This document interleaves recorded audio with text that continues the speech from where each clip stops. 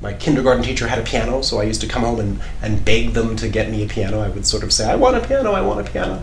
And so they got me one when I was 6, and I just started to play, you know, for hours on end, which I suppose was a little unusual for somebody of that age. And so I basically auditioned as a classical major for the master's degree program at the Manhattan School of Music in New York City.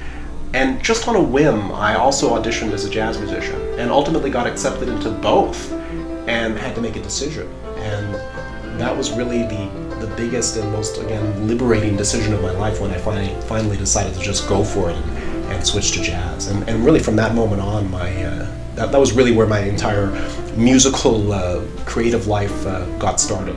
A large percentage of what I wanted to express wasn't simply as an improviser, but also as a composer. I felt like that was the most complete way that I could express myself.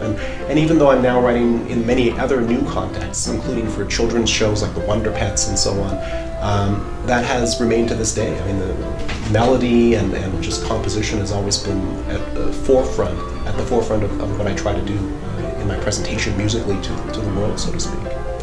Even just in the last few years, in terms of the use of technology to create music, that made me realize, hey, I could sit at home, literally with my kids in the next room, and I could write full orchestrated pieces and do all sorts of wonderful creative stuff that I would really enjoy doing for television and for media in various contexts, and it would be very fulfilling for me. So that's sort of what happened, and that's how I started to explore getting into that world.